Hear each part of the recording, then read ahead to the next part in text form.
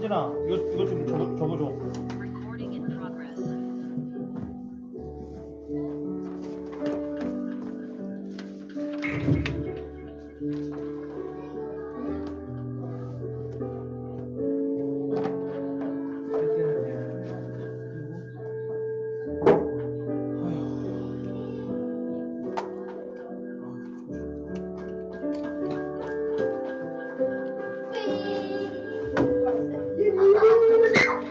얘들아, 예배 시간. 아빠 찾았어.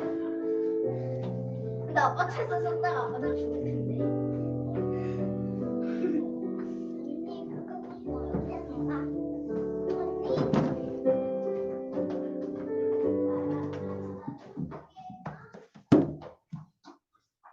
언니 그거 보고 못했어. 예, 갔다. 시간이 되었으므로 다 같이 찬양으로 예배를 시작하도록 하겠습니다. 찬송가 242장입니다. 찬송가 242장입니다.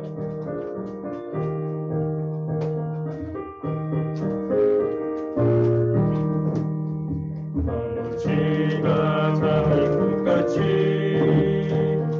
피는 것을 볼 때에 부족함에 노래 부르며 거룩한 길 가니리 거기 거룩한 그 길에 검은 구름 나가 같이 맑고 밝은 거룩한 길 가니리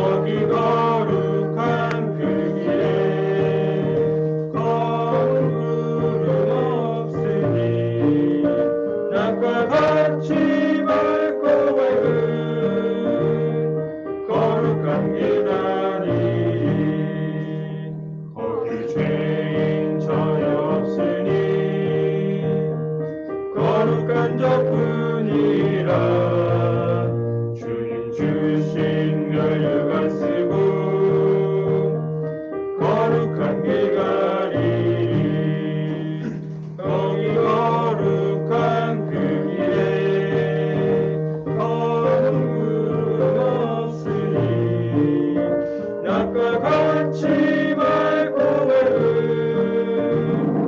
거룩한 길 가니. 찬송가 370장 주 안에 있는 나에게 다 같이 찬양하겠습니다. 찬송가 370장입니다.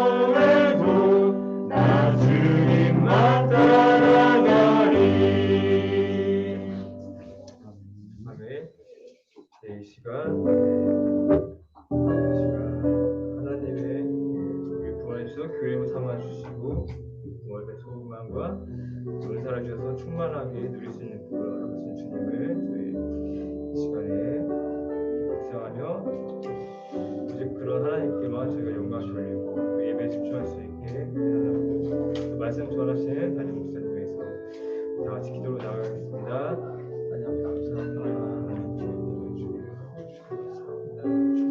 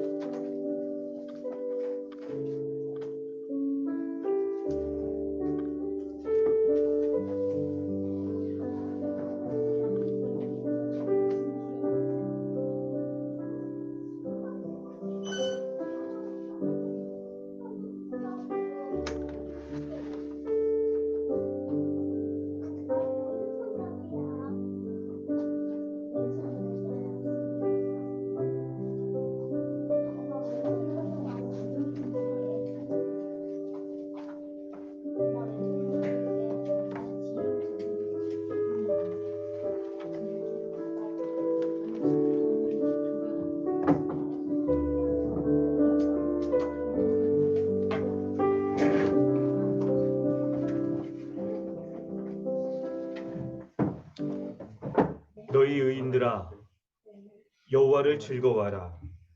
찬송은 정직한 자들의 마땅히 할 바니라. 아멘. 할렐루야. 사랑과 은혜가 풍성하신 하나님 아버지, 우리를 우리 주 예수 그리스도 안에 하나님 앞에 의인이요 하나님 나라의 복락을 누릴 그런 거룩한 자로 삼아주신 은혜에 감사를 드립니다. 이 날을 특별히 구별하여 하나님 앞에 거룩한 날 예배하며 주의 은혜를 누리는 날로 삼아주셨사오니 우리가 이 날을 특별히 하나님 앞에 온전히 예배하고 우리의 마음의 중심이 무엇을 향하여 살아갔는지를 이 예배를 통하여 확인하여 봐서 오직 우리의 창조주이시며 우리를 주관하시며 다스리시는 하나님 아버지를 의지하고 예배하며 그 은혜를 높이는 참된 예배 드릴 수 있도록 은혜 더하여 주시옵소서. 주의 성령께서 우리 가운데 은혜 더하여 주셔서 닫혀져 있는 우리의 마음, 어두워져 있는 우리의 눈을 열어주셔서 우리의 구원자이신 우리 주 예수 그리스도를 믿는 믿음으로 하나님 앞에 온전히 예배할 수 있도록 인도하여 주시옵소서. 감사드리며 예수님의 이름으로 기도드리옵나이다. 아멘. 찬송가 27장 함께 찬양합니다.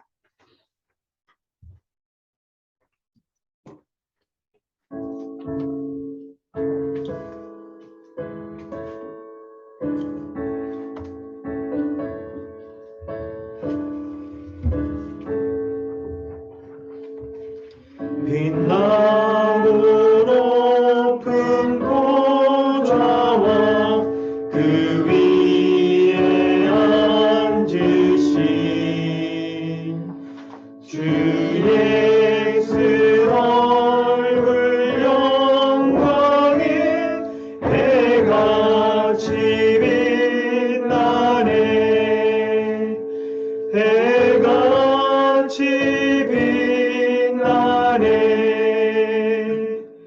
지극히 높은 이 영광 한없는 자비를 무천사 소리 합하여 늘 찬송 드리네. 늘 찬송 드리네. 영죽을 나를 열리려 그 영광 떠나서 그 부끄러운 십자가 날 위해 지셨네. 날 위해 지셨네. 나 이제 생명이 있음은 주님의 은혜요. 저 사망 권세 이기니 늘 기쁨 넘치네. 큰 기쁨 넘치네. 주님의 보좌 있는데 전한 몸 이르러 그 영광 몸소 배울 때 내 기쁨 넘치리. 내 기쁨 넘치리.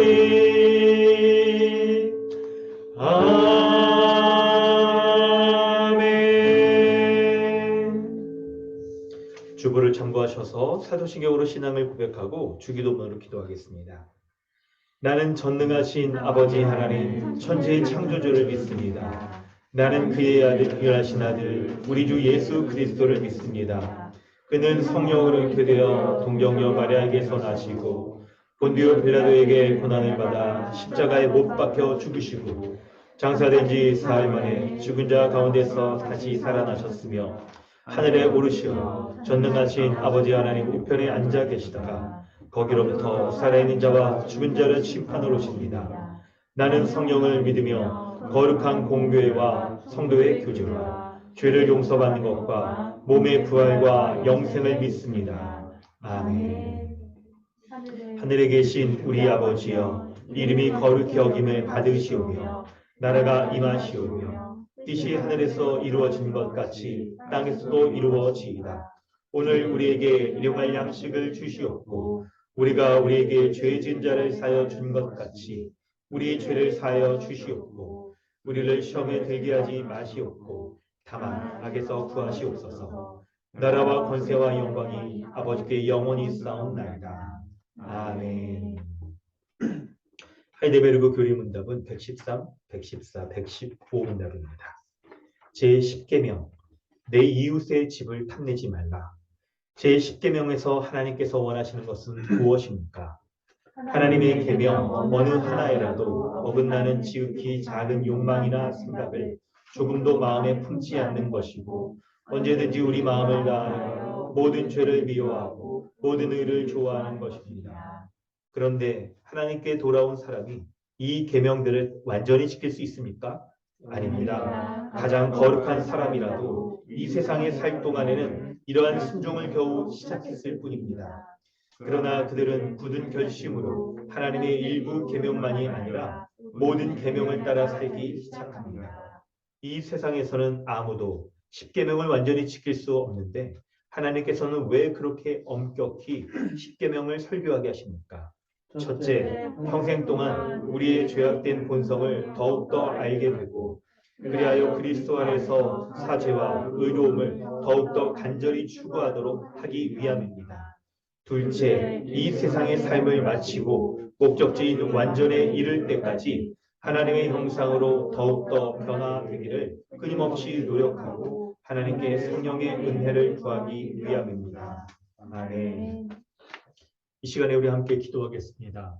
예배의 순서 가운데 있는 죄의 고백의 순서는 거룩하신 하나님 앞에 예배하는 자가 자신이 하나님의 진노 가운데 심판당할 죽을 수밖에 없는 죄인인 것을 기억하고 오직 우리 주 예수 그리스도께서 십자가에 죄인인 나를 위하여 대신하여서 그것을 죽으시고 우리의 모든 죄를 속량하여 하나님과의 화평한 관계를 누릴 수 있도록 그리고 하나님 나라에 거할 수 있는 우리에게 의롭고 거룩한 자로 삼아주신 그 은혜를 의지하는 믿음으로 나아가도록 하기 위함입니다.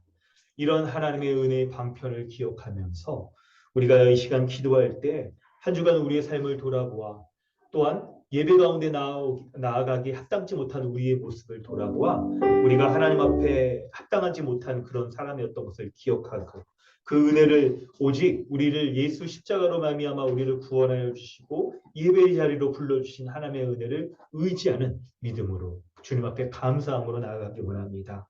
한 주간 우리의 삶을 돌아볼 때 십계명의 모든 이 계명들을 통하여서 우리가 하나님을 의지하고 이웃을 사랑하며 살았는지를 돌아보길 원하시는데 우리가 고백한 것처럼 우리는 이 계명을 완전히 지킬 수 있는 사람이 단 한 명도 없습니다. 오직 우리 주 예수 그리스도께서 지키신 그분의 순종으로 말미암아 주어진 은혜를 의지할 때 우리를 의롭게 여기시고 이 세상에서 우리에게 시작된 이 의의 열매들을 맺혀가게 하셔서 더욱더 주님을 의지하는 가운데에서 이 모든 은혜를 누리도록 하신 것입니다.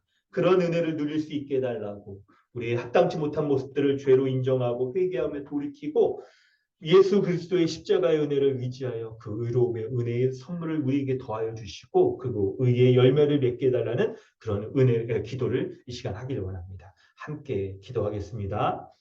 하나님 아버지 주의 은혜를 구합니다. 우리 주 예수 그리스도 안에서 우리를 의인 삼아 주셔서 하나님 예수 십자가의 그 은혜로 말미암아 예수께서 이루신 그 의의 공로를 우리에게 선물로 주시니 감사합니다.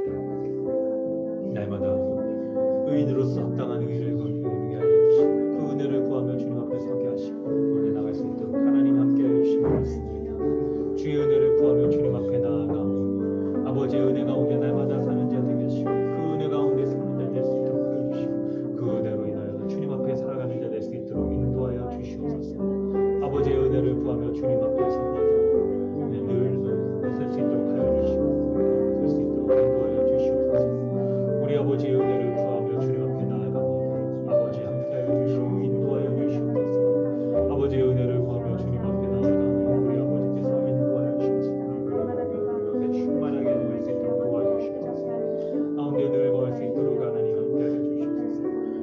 은혜를 구합니다. 주님 인도하여 주시옵소서. 주님 붙잡아 주시옵소서. 주의 은혜 가운데 날마다 서서 구할 수 있도록 도와주시옵소서. 아버지의 은혜를 구하며 주님 앞에 나아가오니 주님이 인도하여 주시고 채워주시옵소서. 아버지의 은혜 가운데 날마다 서게 해주시옵소서. 은혜를 구합니다. 주여 붙잡아 주시옵소서. 주의 은혜 가운데 날마다 사는 자 되게 하여 주시옵소서. 하나님 온전치 못한 모습들 이렇게 살 수밖에 없는 모습들에 대하여서 이것이 나의 현실, 이것이 나의 힘을 주님 앞에 고백하며 주님 붙잡아 주시고 인도하여 주시옵소서. 날마다 살 수 있도록 도와주시옵소서. 아버지 은혜를 구하며 주님 앞에 나아가니 주여 이 시간 주의 성령께서 주의 말씀을 통하여서 나에게 면면히 보여주시는 모든 것들 내가 하나님 앞에 예수 그리스도의 은혜에 드러나는 그 충만한 은혜들 하나님의 성령 그것을 붙잡게 해 주시옵소서. 믿음 갖게 하여 주셔서 주님 앞에 나아가게 하시고 주의 은혜를 구하는 믿음으로 인해 주님 앞에 설 수 있도록 인도하여 주시옵소서. 아버지의 은혜를 구하며 주님 앞에 나아가 주님 붙잡아 주시옵소서. 붙잡아 주시옵소서.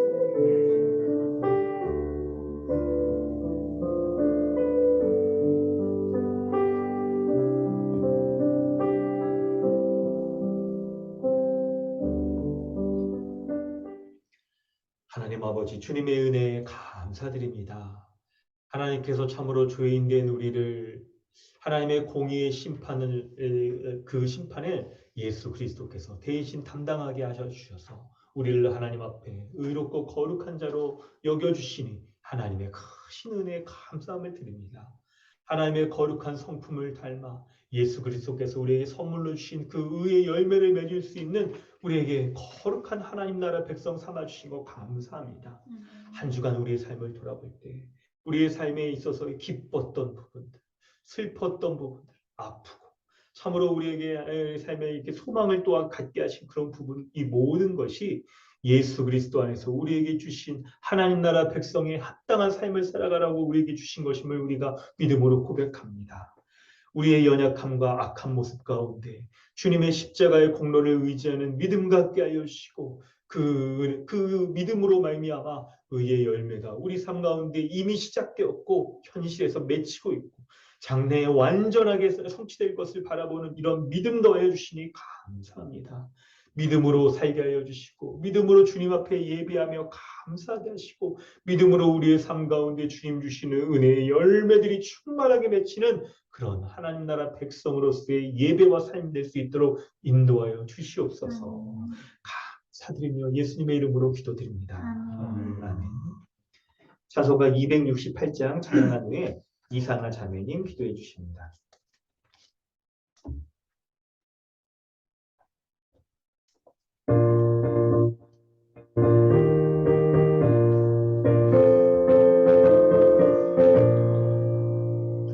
죄에서 자유를 얻게 함은 보혈의 능력 주의 보혈 시험을 이기고 승리하니 참 놀라운 능력이로다.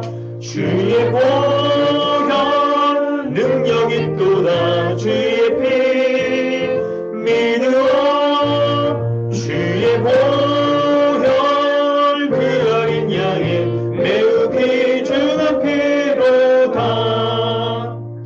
육신의 정욕을 이기림은 보혈의 능력 주의 보혈 정결한 마음을 얻게 하니 참 놀라운 능력이로다. 주의 보혈 능력이 있도다. 주의 피 믿으오. 주의 보혈 양에 매우 귀중한 피로다. 아멘. 눈보다 더 희게 밝히는 것 보혈의 능력 주의 보혈 부정한 모든 것 밝히시니 참 놀라운 능력이로다. 주의 보혈 능력 있도다. 주의 피 믿으오. 주의 보혈 그 어린 양의 매우 귀중한 피로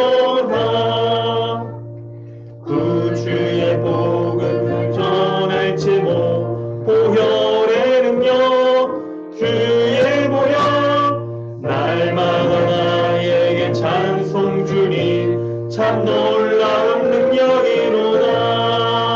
주의 보혈 능력이 있도다. 주의 피 믿으오. 주의 보혈 그 어린 양의 매우 귀중한 피로다. 아멘. 상하자매 기도가 준비됐을까요? 네, 준비됐습니다.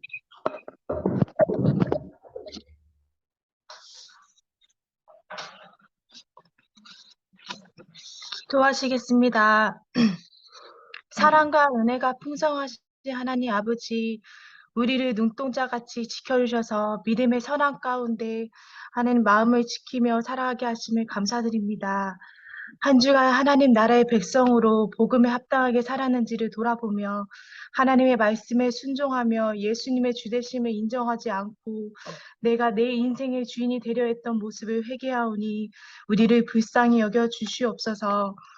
하나님이 주신 모든 것이 선함에 믿음으로 받으면 버릴 것이 없나니라고 하셨으니 우리가 좋을 때나 기쁠 때나 슬플 때나 관계없이 언제나 하나님이 그리스도 안에서 행하신 이들을 기억하고 묵상하며 우리를 사단의 나라에서 하나님 나라에 들어가게 하신 은혜 하나로 만족하며 기쁘게 살아가게 우리의 마음들을 지켜주시옵소서. 지금 이태원에서 많은 젊은이들이 사망하는 참사가 있어서 모두가 마음이 아파하고 있습니다. 가족과 친지를 갑작스럽게 떠난 보낸 슬픔을 당한 자들을 친히 위로하여 주시옵고 이 혼란 속에서 교회인 우리가 본분을 지키며 하나님이 온 세상의 주권자이심을 믿고 하나님의 백성으로서 정체성을 지키게 하여 주시옵소서. 불안한 이 시대에 오직 하나님을 앙망하며 새 힘을 얻게 하여 주시기를 소망합니다. 우리에게 새 생명을 불어넣어 주시는 주님, 우리 강동 주님의 교회를 지금까지 지켜주시고 교회 사명을 잘 감당하게 하심을 참으로 감사합니다.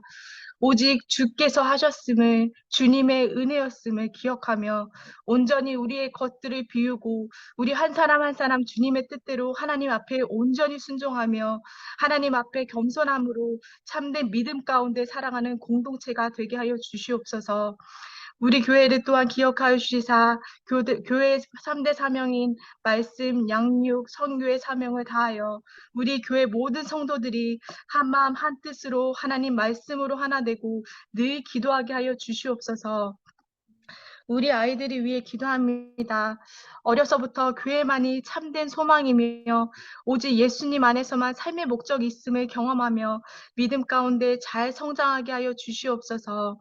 또한 교회 정회원으로 세워지기 위해 준비하고 있는 성도들 가운데 함께하여 주셔서 주님의 은혜 가운데 잘 세워져 의의 열매를 맺게 하여 주시옵소서. 새로운 예배 장소를 위해 기도하고 있습니다.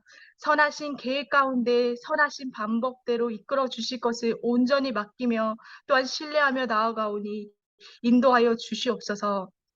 이 시간 말씀을 전하시는 이지상 목사님께 언제나 육적으로 영적으로 강건하게 지켜주셔서 성도들의 말씀으로 양육하온데 부족함이 없도록 하여 주시옵소서. 오늘 선포되는 말씀을 통하여 예수님 안에서 행하시는 은혜를 정확히 알아가 하나님의 능력을 힘입고 지혜를 배우는 시간이 되게 하여 주시옵소서. 오직 홀로 영광 받으실 줄 믿고 감사드리며 우리 주 예수 그리스도의 이름으로 기도드립니다. 아멘.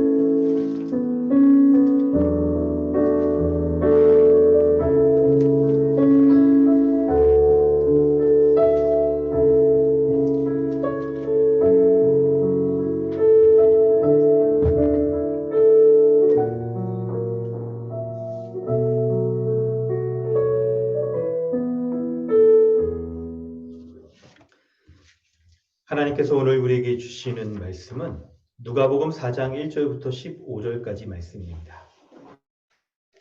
누가복음 4장 1절부터 15절입니다.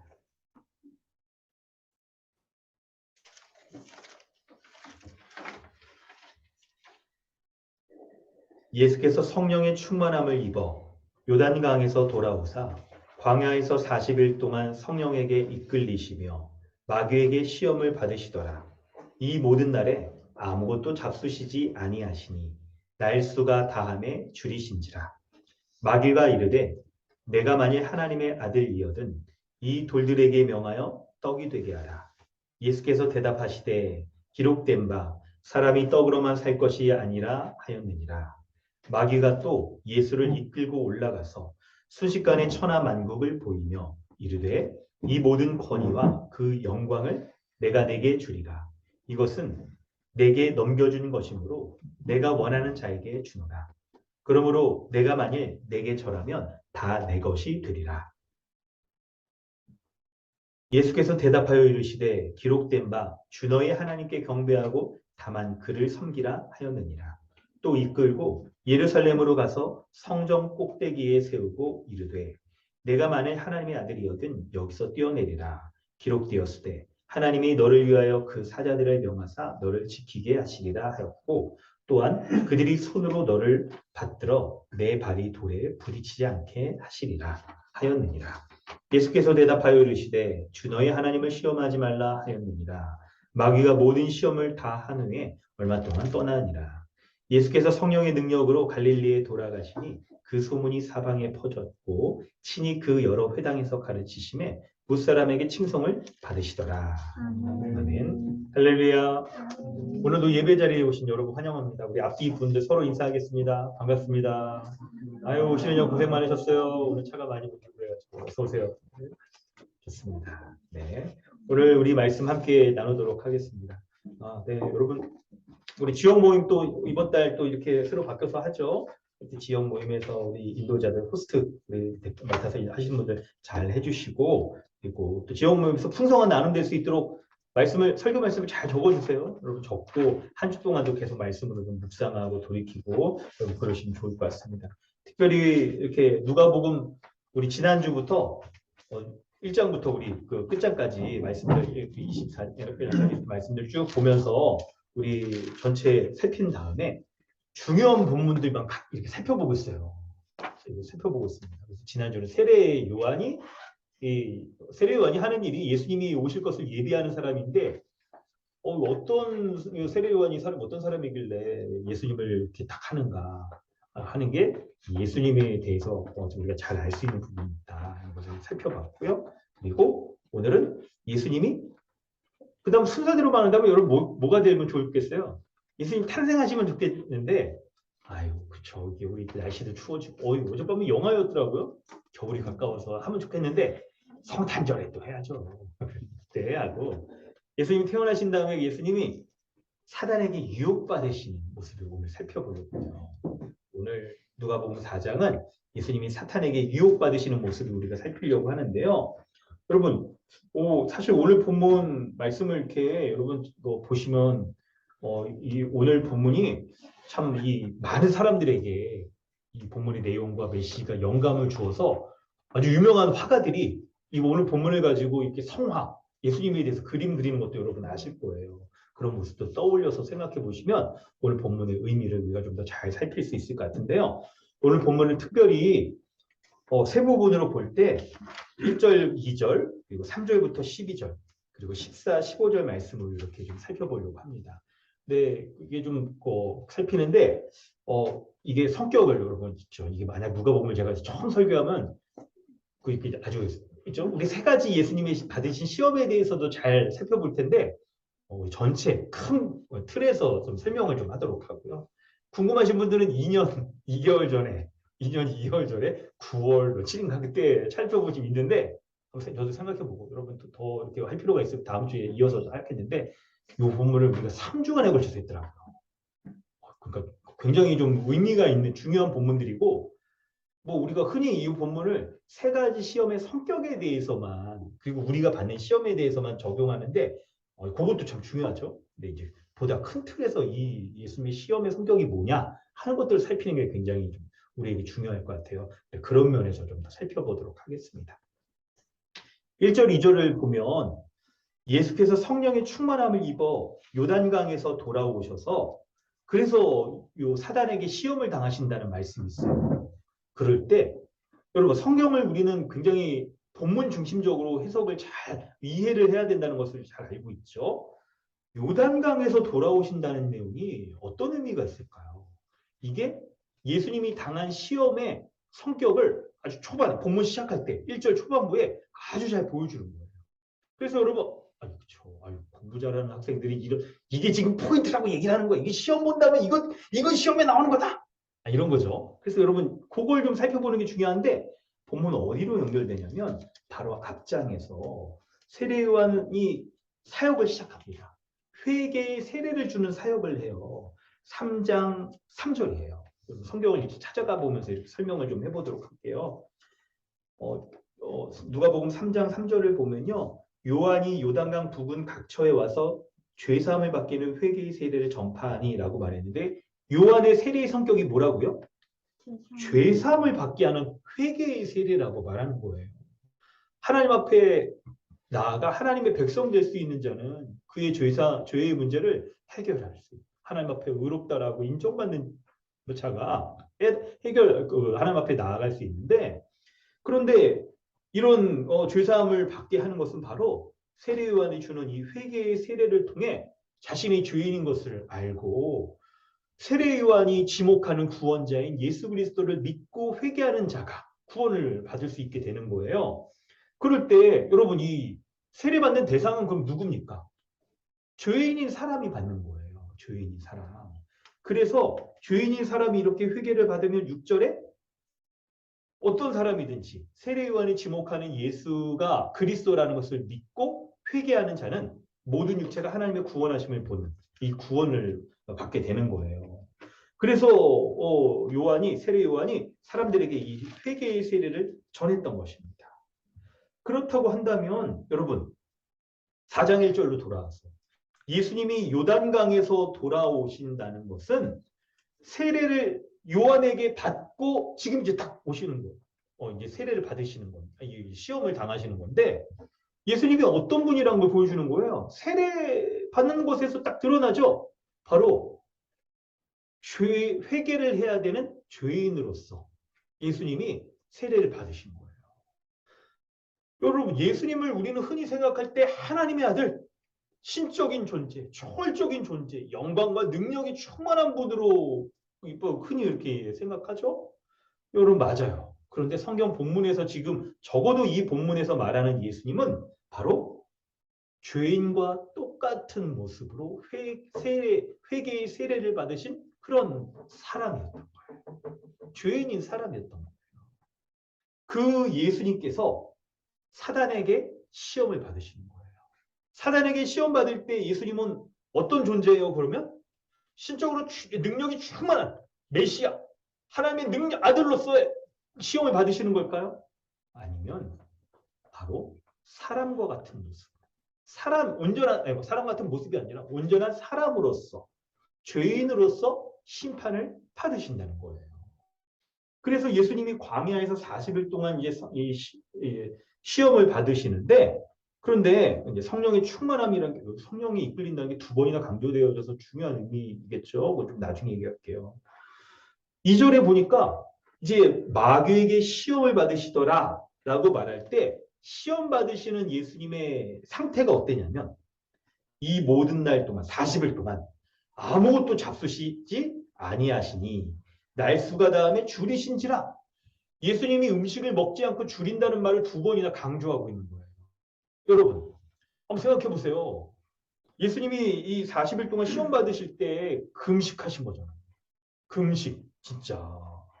그때 이 금식을 생각할 때 야 우리는 예수님이 어떤 분으로서 이 시험을 당했을까? 딱 생각해 보면 저도 궁금해가지고 어젯밤에 구글 검색을 좀 해봤어요.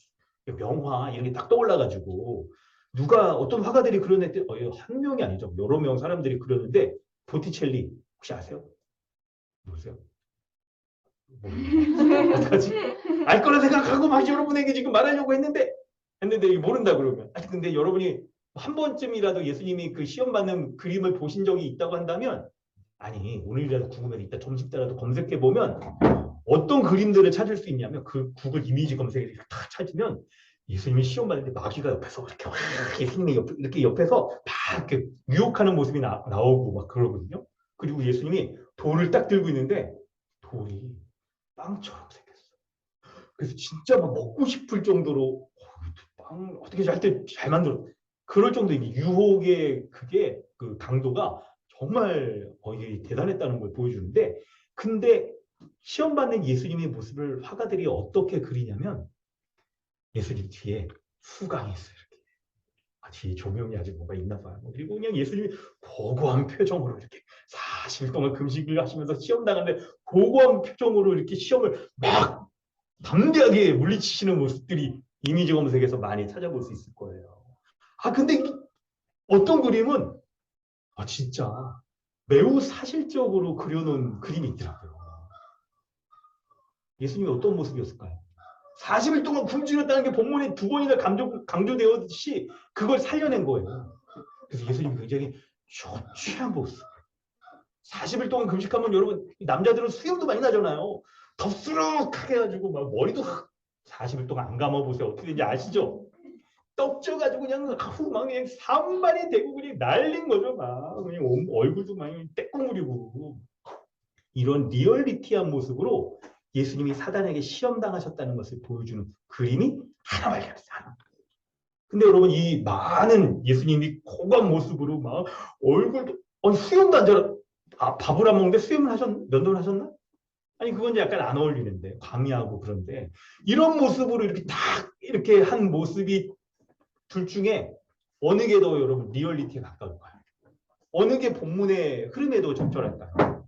40일 동안 굶주린 예수님은, 여러분 이걸 보여주는 건 완전한 예수님이 인간성을 가지고, 사람 배고프면 뭐 참기 힘들잖아.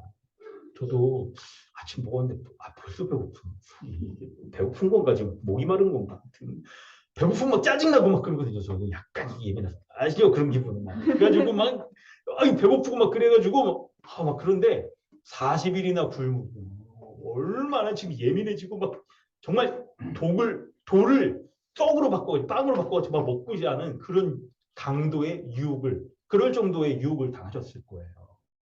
지금 본문이 1절, 2절에서 예수님이 사단에게 시험당하는 모습을 보여줄 때, 예수님이 완전한 인간으로 인간성을 가지고 있어 이 모든 어려움들을 당하는 그런 상태에서 시험을 당하고 있다는 것을 설명해 주고 있는 거예요. 이 시험의 성격이 뭔지를 알려주는 거예요. 그럴 때 여러분, 예수님이 당한 이 시험의 성격을 1절과 2절에서는 이렇게 굶주렸다, 줄이셨다, 아무것도 먹지 않으셨다, 그리고 사람이 당하는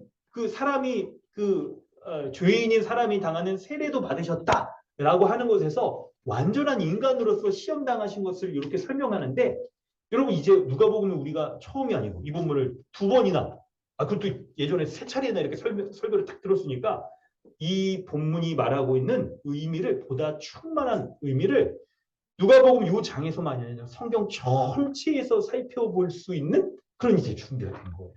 실제로 성경은 그런 방식으로 봐야 되는 거고요. 그럴 때 여러분 이 본문을 좀 찾아보면 여러분 유익할 거예요. 본문을 좀 찾아보겠는데요. 주보 참고 본문에 이걸 좀 못 적었어요. 어떤 본문이냐면 로마서 5장 18절 19절을 한번 적은 다음에 여러분 한번 찾아보면 좋겠습니다. 로마서 5장 18절 19절 말씀 우리 찾은 다음에 그 말씀을 좀 계속해 볼까요?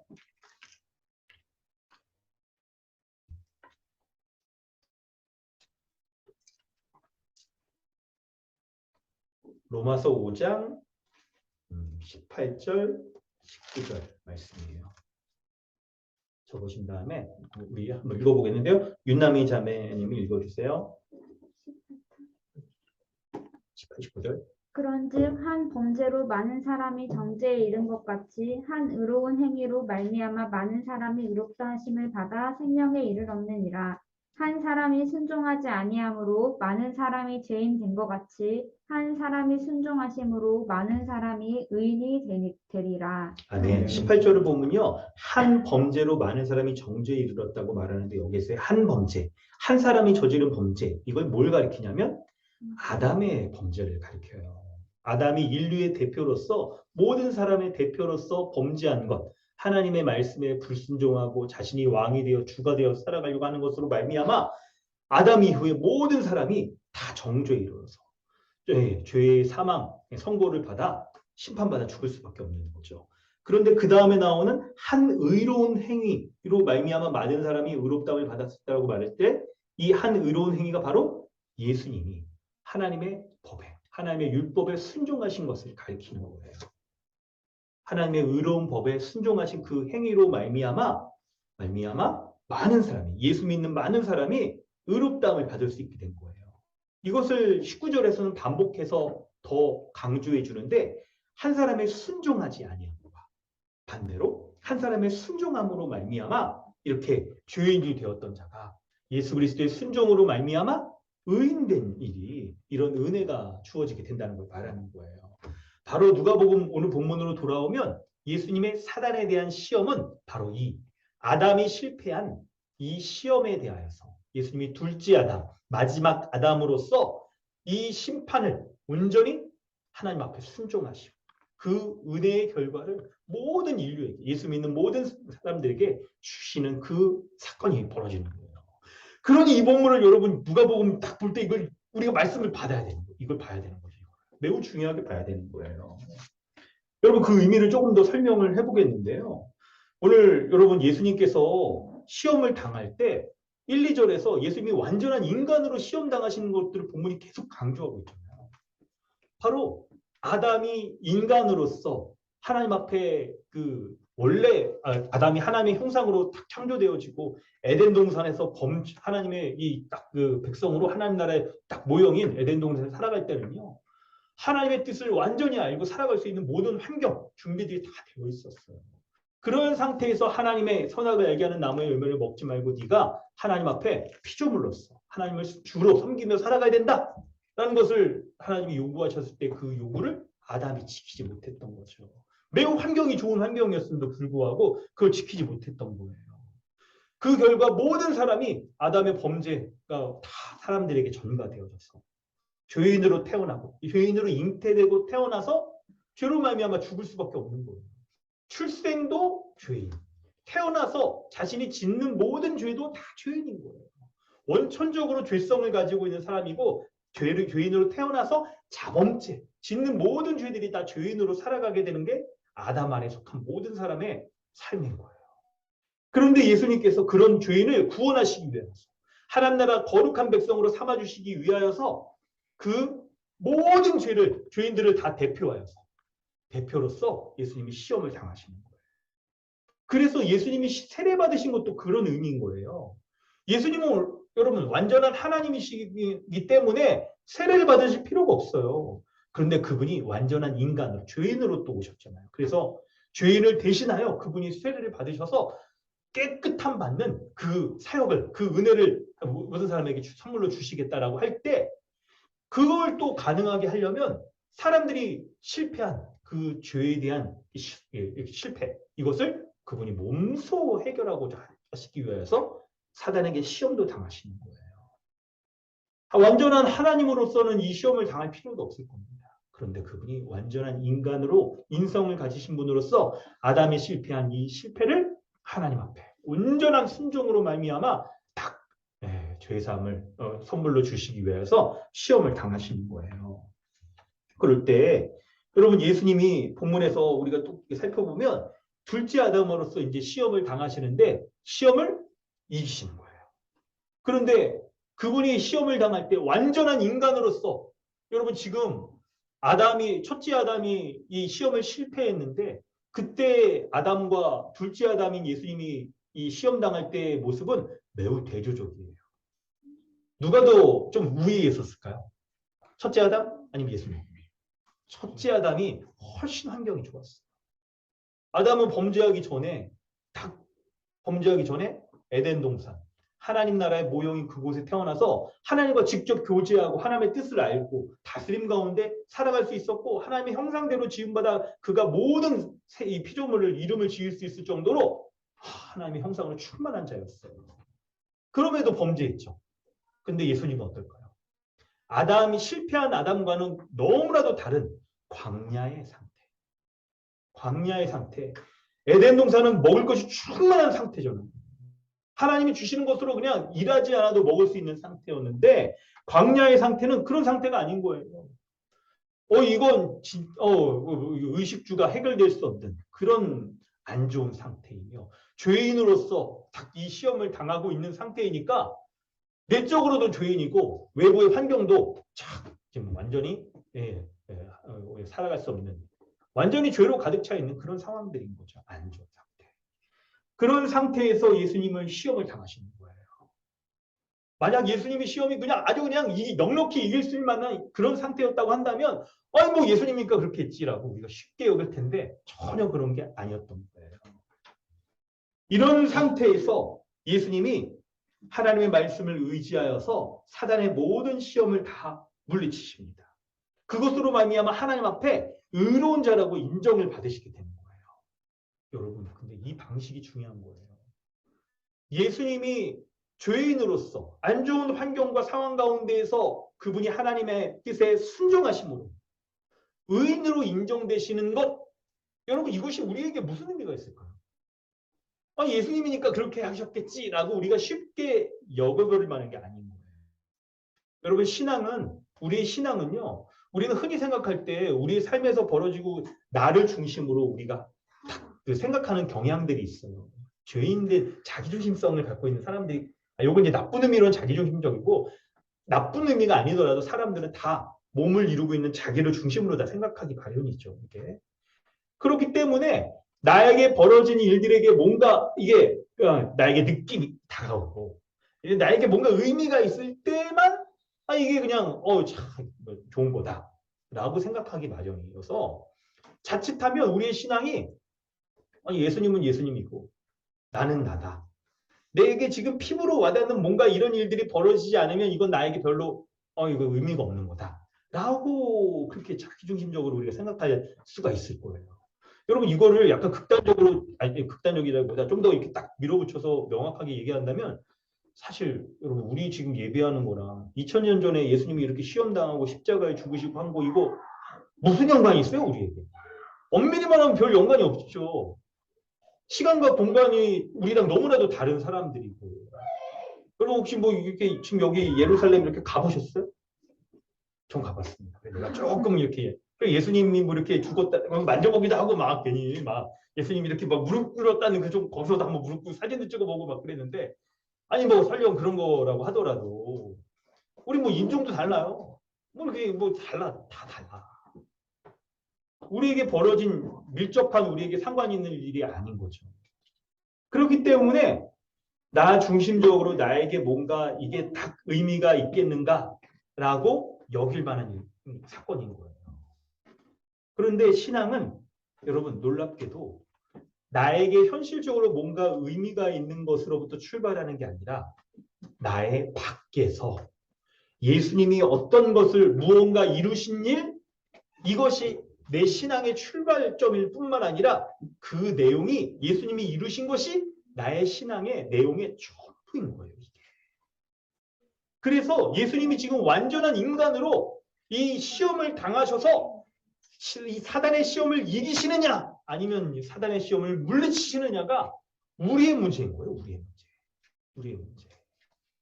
그런데 오늘 딱 보면 예수님이 정말 40일 동안 굶주릴 수밖에 없어서 인간이 가장 최악의 상황 가운데 처해져 있는 상황에서 하나님의 말씀을 순종하여서 말씀으로 사단의 시험을 물리치시는 거잖아요.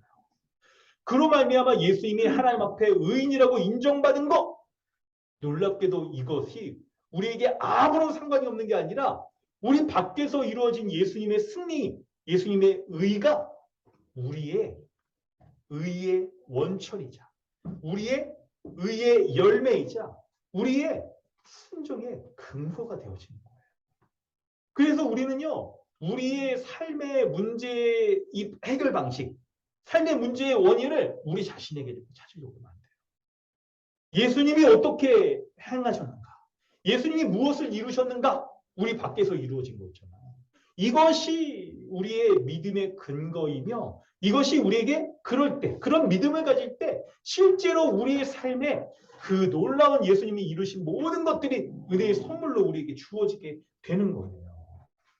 그럴 때 하나님께서는 그런 믿음을 가진 자를 예수님의 의를 우리의 것으로 간주해 주시는 거예요. 여겨주시는 거예요.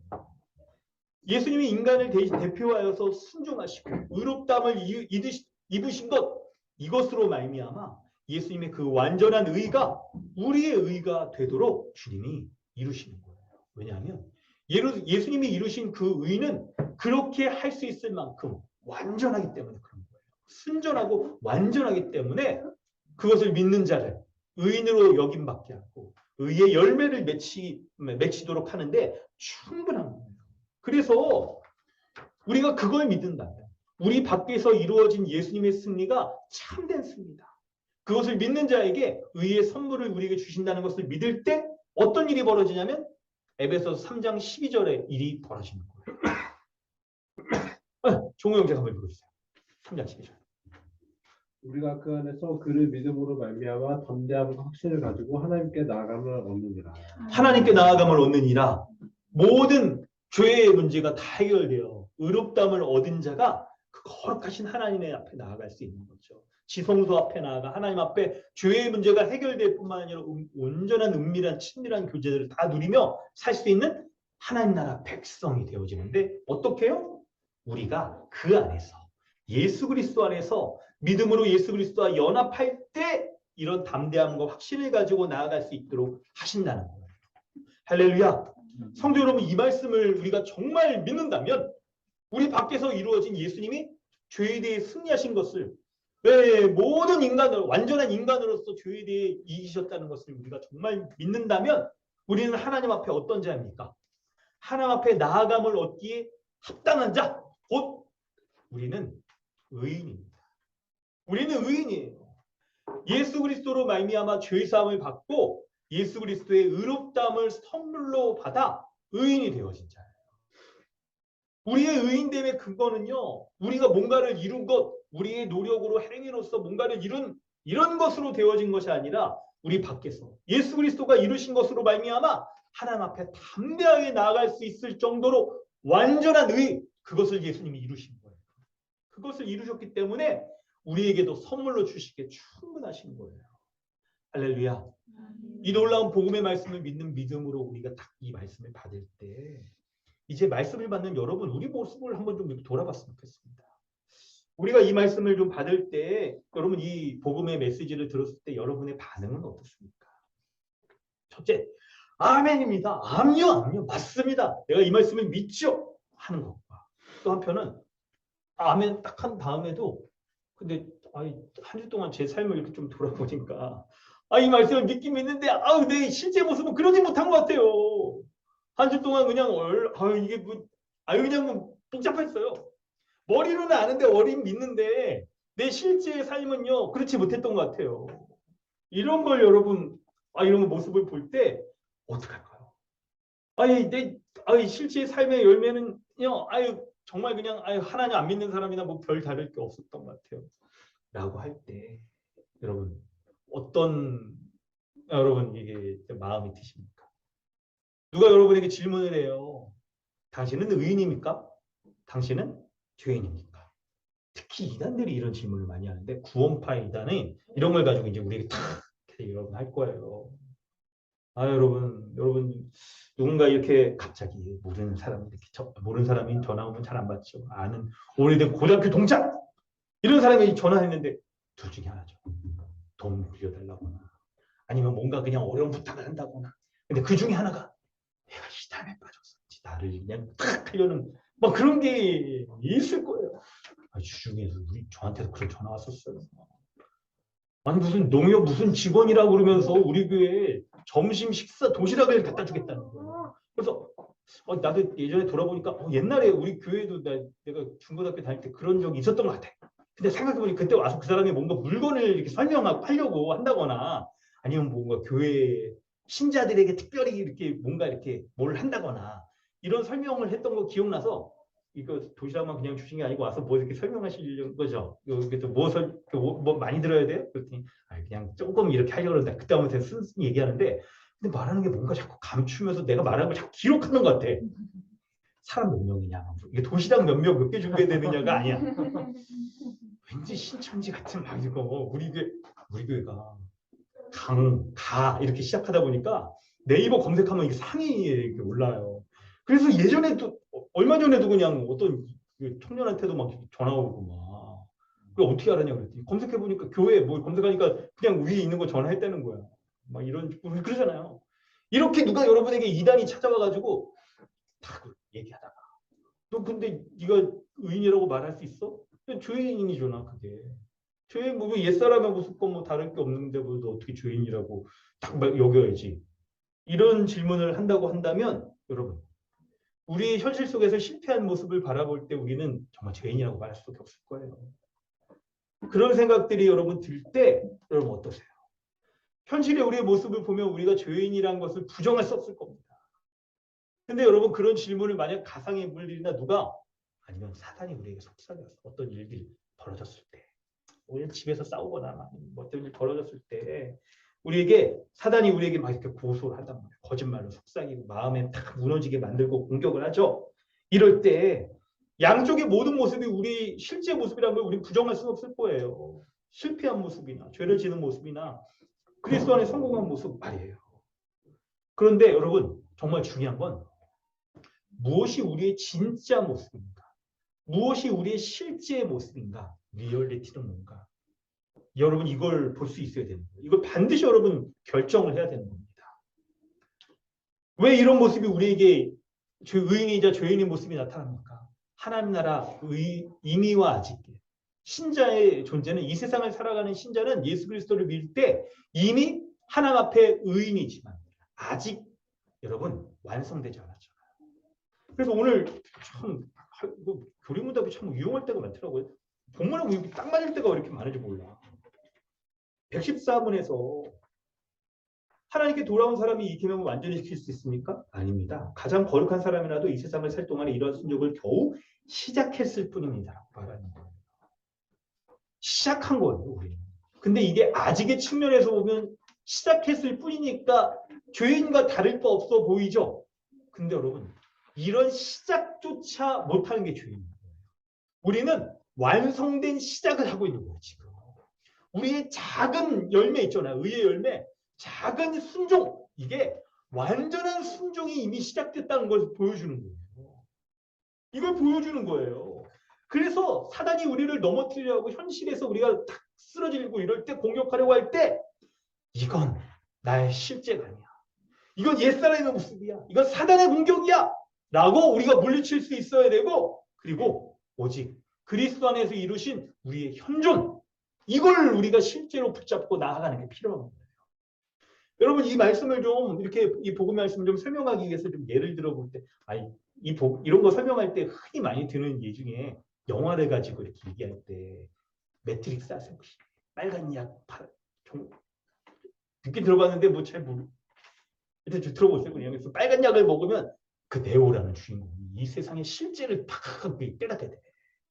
파란 약을 먹으면 그냥 현실 속에서 그냥 이렇게 살아가게 돼. 모르죠? 근데 안 봤죠? 영화는 알고 있어. 어, 그래서 여러분이 좀 봤을 만한 영화 그래도 나름 최신 영화 중에 그 뭐죠? 저거로 인셉션 봤어? 인셉션 맞죠? 그렇죠. 그건 좀 비교적 최근 거라. 아유 그래가지고 그냥 거기서 팽이를 딱 돌리는데 팽이가 넘어지면 현실. 팽이가 계속 돌면 그건 이제 가상 현실이라는 거죠. 가상 세계. 이런 이미지를 여러분 차용해서 생각해 볼 때, 여러분 이게 영화 속에서 이런 가상과 현실, 리얼리티와 그 가상 세계 이런 것들을 말하는 게 바로 많은 것들이 이 성경적인 이런 걸 이제 아이디어를 가지고 사람들이 막 펼쳐가요. 그러는데 여러분 어때요? 팽이가 계속 도는 듯한 그런 가상 현실, 우리가 이것이 실제인가? 아니면 우리 삶에서 막 이렇게 딱 넘어져 있는 듯한 현실 속에서 막 이러는 거. 그게 우리에게 실제인가를 볼 수 있는 게 필요한 거예요. 다시 복음의 말씀으로 설명을 해보면 우리는 우리의 일상에서 벌어지는 수많은 일들, 우리가 살면서 막 화도 내고 짜증도 하고 싸움도 하고 막 감정이 올라갔다 내려갔다 다 널뛰기를 하고 롤러코스터 막 있죠. 막 위아래 우리 가지고 막 이게 싸우고 막 그게 뭐 좋을 쪽인지 알고 막 이런 모습들이 우리에게 많단 말이에요. 그런데 이것이 우리의 실제인가? 아니면 그리스도 안에 있는 우리가 실제인가를 우리가 믿음으로 판단할 수 있어야 되는 거예요. 이런 분별력이 바로 복음이 우리에게 이런 분별력을 갖게 만들어요. 그럴 때 여러분 두 가지 중에 무엇이 참된 실제인지를 말씀 가운데 확신할 수 있길 바랍니다. 여러분 로마서 말씀 보도록 하겠습니다. 로마서 말씀 6장 11절. 로마서 6장 11절 우리 진영자님 한번 읽어주세요. 이와 같이 너희도 너희 자신을 죄에 대하여는 죽은 자여 그리스도 예수 안에서 하나님께 대하여는 살아있는 자로 여길지어다. 아멘. 우리는 이미 아직 가운데 옛사람의 흔적들이 드러나 있는 그런 모습도 맞고, 그러나 그리스도 안에 있는 우리의 모습, 이게 여러분 무엇인지를 본문이 말해주는데, 이와 같이 너희도 너희 자신을 죄에 대해 죽은 자여 그리스도 예수 안에 하나님에 대하여 살아있는 자로 여길지어다 라고 말하는데, 여러분 여기서 여긴다는 말에 동그라미 치세요. 별표 5개. 두 가지를 여겨야 돼요. 너희 자신을 죄에 대해 죽은 자로 여길지어다. 옛사람의 모습은 여러분 이미 죽은 자인 거예요. 그리고 하나님에 대해서는 그리스도 안에서 하나님에 대해 살아있는 자로 여길지어다. 여러분 여길지어다라고 이렇게 말하고 있는 거예요. 그래서 그리스도 안에 있는 내가 믿음으로 딱 그리스도 안에 있다는 것을 확신한다면 그리스도 안에서 새 사람이 돼요. 그리스도 안에서 우리에게 벌어지는 매우 초기적인 맹아적인 형태지만 우리의 삶에 선한 행위, 하나님 나라에 합당한 삶의 모습이 드러나는 이것이 실제라고 여기라는 거예요. 이것이 실제인 거예요. 여러분 눈이 좀 번쩍 띄어져야 돼요. 이 복음의 말씀을 정말 우리가 믿는다 한다면 이미와 집 가운데 살아가는 신자의 실제의 삶이 무엇인지를 여러분 볼 수 있는 거예요. 빨간 약을 먹은 것 같이 볼 수 있는 거예요. 참된 실제가 무엇인지를 보고 살아가는 거예요. 이 세상에서. 이 세상에서 우리는 이 물질로 딱 살아가는 이 세상의 모습이 현실로 우리에게 보여지는데, 그런데 더 참된 현실, 그게 뭐냐면 마치 믿지 않는 사람들에게는 가상현실로서 여겨지는 그 믿음으로 살아가는 삶. 유토피아적인 삶, 의인으로서 이 세상을 살아갈 수 있다고 하는 그 삶이 하나님께 대한 참된 실제입니다. 이걸 믿음으로 믿고 살아갈 때 마지막 예수 그리스도 다시 오셔서 이 모든 피조 세계를 새롭게 갱신하실 때 그 모든 것이 우리 안에 눈에 명확하게 보이듯이 펼쳐지게 될 거예요. 그리고 마지막 날 완성될 이 모든 것을 믿음 안에 그리스도와 함께 그리스도 안에 거한 신자는 교회로서 이 세상의 삶을 이 세상의 허구적인 삶 가운데에서 참된 실제를 누리며 살아갈 수 있게 되는 거죠. 이게 믿음이에요. 이게. 예수 그리스도가 이 믿음의 선물을, 의의 선물을 우리에게 주시고자 그 사단의 시험을 대신 받으시는 거예요. 우리를 대신하여 받으시는 거예요. 그럴 때 여러분 이 예수 그리스도로 말미암아 우리에게 이루어진 하나님의 복음의 말씀을 믿고 살아가는 이 믿음을 가지시길 바랍니다. 어떤 믿음이에요? 여길지어다의 믿음. 여길지어다의 믿음. 우리에게 갈등의 상황, 우리가 때로 범죄할 때 우리가 그 상황들을 이미 그리스도와 함께 십자가에 못 박은 옛사람의 삶이라는 것을 우리가 여기고 그리스도 안에 거하여서 참된 의의 선물을 받아 우리에게 의의 열매가 맺히고 있는 것을 여기는 그 믿음으로 살아가는 삶인 거예요. 성도 여러분, 한 주간에 여러분의 삶에서도 여러분이 주고받은 언쟁했던 수많은 말들, 생각들, 우리 내면에서 이루어진 이 모든 것들 부정할 수는 없어요. 그러나 우리에게 참된 실제가 이미 시작된 거예요. 그래서 이 모든 것들이 옛사람의 이미 못 박은 옛사람이라는 것을 우리가 또한 여기 그리스도 안에서 그리스도가 우리에게 주시는 그리스도와 연합한 자에게 주시는 그분의 거룩, 그분의 의로, 그분의 모든 선물, 그분이 우리에게 주시는 그분의 성품, 이 모든 것들을 주시는 것을 믿을 때 그것이 우리 안에 참된 실제로서 쫙 쳐지며 열매 맺게 된다는 것을 여기라는 거예요. 할렐루야. 여러분 따라해 봅시다. 여길지어다의 믿음. 여기세요. 그거 믿음이에요. 그게 복음의 말씀을 믿고 그렇게 여기는 거. 그래서 여러분에게 싸울 때도 서로 이게 옛사람의 모습 가지고 싸우는 거 그런 거 여러분 긍정적이지 않습니다. 사람들과의 관계에서는 여러분 싸움과 갈등이 있을 수밖에 없어요. 이 세상을 살아갈 때 아직 완성되지 않은 세상에서 우리도 죄성이 남아있고 이 세상에도 사탄이 또 공격하잖아요. 근데 여러분 긍정적으로 싸우는 법을 이제 좀 알려드리겠습니다. 결혼 생활에서 제가 한 13년 차 이렇게 되기도 하고 그래도 여러분들 조금 내가 나이도 많이 먹었잖아요. 유익하게 싸우는 법은 서로의 옛사람에 대해서 공격하는 싸움이 아니에요. 우리의 모습을 보면 우리의 공격은 항상 그 포인트가 옛사람에게 향해서 싸우는데 이미 죽은 옛사람은 뭐하러 다시 이렇게 부활시켜서 살려면 싸우려고 그래요. 근데 화는 나죠. 그때 여러분 복음 안에서 좀 긍정적으로 싸우면 어때요? 그리스도 안에서 펼쳐진 새 사람의 모습을 보면서 이렇게 여기면서 싸우는 거예요. 그리스도 안에서 너는 잘될 사람이다. 너는 의인이다. 너는 거룩한 말을 할 사람이다. 이러면서 말이 정신지 않지. 지금 이렇게 싸우는 거죠.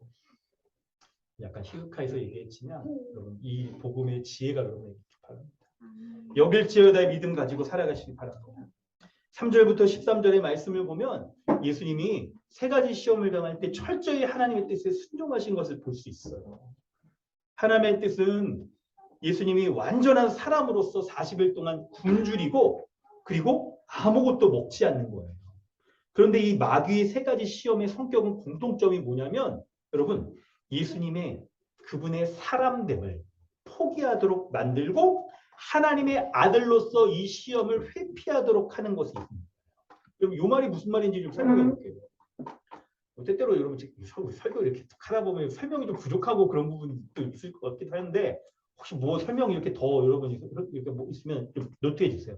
그리고 좀 설명해 달라고 카톡도 좀 보내고 좀 그러세요. 좀 많이 하여튼 이렇게 하면서 근데 오늘 보면 요거는 좀 설명할 필요가 있을 것 같아서 보면 마귀가 여러분 시험할 때 뭐라고 합니까? 3절에 내가 만일 하나님의 아들이어든 돌들에게 명하여 떡이 되게 하라. 근데 예수님은 1, 2절에 완전한 사람으로 시험을 당하는 거잖아요. 그러니까 사람이어든 어떻게 마귀의 말을 좀 바꿔서 여러분 보면 내가 만일이 아니라 실제로 사람이기 때문에 돌들을 어떻게 해야 돼요? 돌을 떡이 되게 못하죠. 돌을 그냥 돌로서 여겨야 되는 거죠.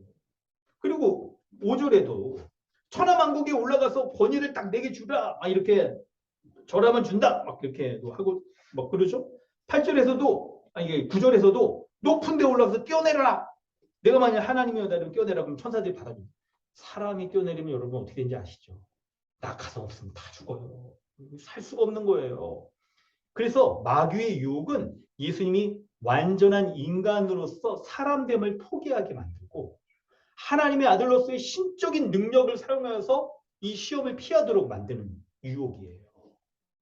여러분 예수님의 사람됨을 포기한 이런 것들 보면요. 굶주리면 배고프기 때문에 배고픔을 당할 수밖에 없는 게 사람의 인성이란 말이에요. 이게 성품이란 말이에요. 아유 그래서 지금 막 저도 이제 막 얘기를 많이 하다 보니까 당 떨어져가지고 막 지금 배고프고 막 카레 냄새가 여기까지 나 지금 비염이 있어서 냄새를 못 맡는데 막 이럴 정도로 막 그렇단 말이에요. 이게 사람의 인성의 모습이에요. 그런데 마귀는 그 사람됨의 한계, 인성 이런 것들을 다 포기하고 이걸 포기하고 하나님의 아들로서의 능력을 사용하여서 이걸 피하라고 그렇게 유혹하고 있는 거예요. 그러나 예수님은 어떻게 하십니까? 바로 하나님을 경배하며 하나님을 예배하며 살아야 될 것을 고백하면서 하나님을 믿는 믿음, 그 경배하는 것으로 이 시험을 말씀으로 이제 물리치시는 거죠. 여러분 여기서 우리 본문 우리에게 주신 메시지가 뭔지를 생각해 보면 마귀가 예수님을 시험할 때 내가 만약 하나님의 아들이어든 이 말을 반복하는 것이 예수님의 시험에 있어서 어떤 의미냐면 바로 예수님이 인류의 대표시잖아요. 그때 하나님의 뜻에 철저히 순종하셔서 사람이거든 어떻게 해야 돼요? 하나님의 뜻에 순종하여서 그 완전한 의를 이룰 수가 있는데 그런데 사람이 그렇게 못하잖아요. 죄인인 사람이 그렇게 못하잖아요. 그러므로 어떻게 해야 돼요? 하나님의 완전한 의를 얻기 위해서는 철저히 하나님의 뜻에 순종할 수 있는 방식. 이것이 그에게 이루어지지 않으면 할 수 없다는 인간의 제한됨을 인정해야 되는 거죠. 내가 이걸 할 수 없다는 걸 인정해야 돼요. 여러분 이거 있잖아요. 이 시험의 성격을 한 가지 구체적으로 말하지 않더라도 우리는 때때로 우리에게 당하는 이 시험이 권력욕이든 식욕, 권력욕 뭐 이런 것이든 성적 꼭대기에 올라가는 거 만면을 보여주고 그런 게 다 그런 거잖아요. 성격이 있잖아요. 아시죠? 그럴 때 이런 방식을 어떻게 이루고 싶어 하냐면 이 세상을 살아갈 때는 여러분 하나님이 이 세상에 봄, 여름, 가을, 겨울 뿌린 대로 거두도록 하는 법칙을 사람에게 제한된 인성 가운데 살아가는 사람들에게 그걸 주셨단 말이에요. 우리는 오늘 아침에도 마찬가지 저도 그냥 마라톤을 어떻게 돼가지고 그냥 빨리고 싶은데 못 가요. 사람은 시간과 공간의 제약을 받기 때문에 시간과 공간의 제약을 뛰어넘을 수 있는 건 이런 초월적인 능력을 가진 신적 존재만이 할 수 있어요. 그런데 예수님이 여기서 만약 신적 능력을 사용해서 돌도 떡으로 바꿔버리고 사단이 막 뛰어내려올 때 아이고 펄썩 뛰어내리고 막 이렇게 한다면 그분이 시험의 그 결과 사람에게 이 시험의 은혜의 선물을 주실 수 있을까 없을까? 못 줘요. 사람이라면 그렇게 할 수 없는 거예요. 사람이라면. 하나님은 그렇게 하실 수 있어도 예수님이 완전한 사람으로서 이 모든 시험을 다 통과하셔서 자신이 할 수 없다는 것을 인정하고 그리고 하나님의 말씀에 순종하여서 하나님만이 그렇게 하실 수 있다는 것을 믿을 때 주님이 그 일들을 하나님이 일으키셔서 우리에게 은혜의 선물을 주시는 것으로만 가능한 거예요. 우리의 삶에서도 마찬가지예요. 우리는 쉽게 돈 벌 수 있고 싶어 하잖아요. 우리가 일한 만큼대로 하나님이 주시고 하나님이 일용할 양식을 주시는 것으로 하루하루를 살아가도록 하는 인간성을 가진 인간으로서의 삶을 어리석다라고 해요. 그것들은 나를 힘들게 만들어 일확천금을 벌게 만들고 그리고 한꺼번에 뭔가 탁 쏟아지게 만드는 이런 것들을 쫓잖아요. 그래서 사람들이 로또나 무슨 부동산 등등이나 이렇게 불로소득을 쫓는 사람들의 습성이 바로 이런 자신이 하나님 앞에 이런 죄인된 인간이라는 것을 부정하고 살아가려고 하는 사람들의 그런 방식인 거죠. 그런 방식. 신비주의적인 은사를 쫓는 것도 마찬가지고요. 뭔가 능력을 받아서 내가 할 수 없는 것들을 초인적인 능력을 갖는다는 게 제한된 인성을 가진 사람들이 할 수 없는 일들을 뭔가 그 외부의 힘을 빌어서 이루려고 하는 것들을 유혹하고 있는 거예요. 이런 유혹인 거예요. 이런 유혹. 이럴 때 마귀가 바로 예수님을 향하여서 사람이 가지고 있는 그런 연약함들 이걸 버리고 하나님의 아들로서 네가 영광을 취하여서 이제 이 시험들을 벗어나라 라고 그렇게 유혹하는 거예요. 예수님은 하나님으로서 그렇게 하실 수도 있어요. 그런데 그렇게 하시지 않으셨어요. 완전한 인간으로서 이 모든 시험을 다 당하시고 그분이 돌을 떡으로 바꾸시지 못하고 위에 높은 곳에서 뛰어내려서 안전을 보장할 수 없는 그런 인간이라는 것을 인정하고 하나님의 말씀에 순종하여 오직 하나님만이 이런 일들을 이루실 수 있다는 것을 믿는 그런 순종하는 의인이세요. 예수님은 의인으로서 죄가 없으신 의인으로서 시험을 당하셨습니다. 그런데 두 번째 메시지는 바로 의인은 의인인데 어떤 의인? 순종함으로 의인된 자. 순종하는 의인으로서 이 모든 시험을 다 당하신 거예요. 예수님이 여러분 이 시험들을 그냥 인간성을 다 초월해서 다 하신 게 아니란 말이에요. 철저히 하나님의 뜻에 순종하셔서 완전한 의를 성취하신 거예요. 그럴 때 그 예수님이 그리스도 안에 연합한 신자에게 주시는 의의 성격은 무엇일까요? 순종하는 의를 우리에게 주신 거예요. 순종하는 의. 그리스도와 연합한 신자는 그리스도의 의를 선물로 받잖아요. 전가받잖아요. 그런데 놀랍게도 그 전가받는 의는 그리스도가 순종하심으로써 하나님 앞에 선물로 은혜로 받으신 그 의인 거예요. 그래서 우리가 예수님의 이 순종하는 의를 전가받아서 하나님 앞에 의롭다함을 얻게 된 거예요. 중생하게 되었죠. 그리고 예수님이 주시는 그 생명을 우리가 받아서 신자로서 생명을 얻어 살아가게 되는 거예요. 중생하게 되는 거죠. 그래서 새 생명으로 말미암아 하나님 앞에 의롭게 살아갈 수 있는 하나님 앞에 하나님을 섬기며 살아갈 수 있는 자가 되어진 거예요. 우리는. 그럴 때 여러분 이 지점을 이제 얘기하려고. 예수님이 주신 그 예수님의 순종의 의를 우리에게 주셨을 때 우리가 의인으로서 살아가는 우리의 삶이 이제 어떤 삶이냐? 바로 순종하는 의로 살아가는 삶인 거예요. 그 말씀이 로마서 6장 4절 말씀에 있어요. 정호 형제가 한번 읽어주세요. 그러므로 우리가 그의 죽으심과 합하여 세례를 받음으로 그와 함께 감사되었나니 이는 아버지의 영광으로 말미암아 그리스도를 죽은 자 가운데서 살리심과 같이 우리로 또한 새 생명 가운데서 행하게 하려 함이라. 아멘. 마지막이 중요한 거죠. 우리를 그리스도 안에서 죽은 자 가운데서 그리스도를 죽은 자 가운데 살리심과 같이 중생하였어요. 칭의를 얻고 중생을 살아났어요. 그 다음 우리 또한 새 생명 가운데서 행하게 하려 하십니다. 순종하는 의를 선물로 받아 우리가 이 의인으로서 순종하며 행하도록 하시는 놀라운 우리 삶의 열매가 드러나게 하시는 일들까지도 주님이 이루신 거예요. 그리스도 안에 있는 자는 새로운 피조물이잖아요. 새로운 피조물로서 살아갈 때 그 삶이 바로 새롭게 된 존재로서 행할 수 있는 모든 은혜까지 다 주시는 순종하는 의를 선물로 주신 거예요. 그러므로 여러분 기억하세요. 우리 현실로 돌아가서 여러분 살 때 우리는 우리의 이제 이민 아직 가운데 많은 갈등과 낙심하는 상황들이 우리에게 있을 겁니다. 그때 기억하세요. 우리는 완전한 의를 선물로 받았는데 그 완전한 의가 순종하는 의로서 우리에게 순종의 열매를 맺게 하신다는 것을 기억하세요. 기억하세요. 예수 그리스도가 지금 성령의 충만함 가운데에서 사단의 시험을 당할 때 하나님의 말씀을 기억함으로 순종하셔서 의를 이루셨잖아요. 그것이 우리에게 이루어졌다는 것을 우리가 믿음으로 받을 때 우리 또한 우리의 삶에서 사단의 유혹과 시험 가운데 살아갈 때 이 순종하는 의가 작동하게 될 거예요. 우리가 말씀을 기억한다. 말씀을 붙잡는다면 이 말씀이 우리에게 순종하는 의로서 작동하는 거예요. 그리스도를 생각하세요. 그때 먼저 시험 당하신 그리스도, 나의 대표로서 승리하신 그리스도를 생각하세요.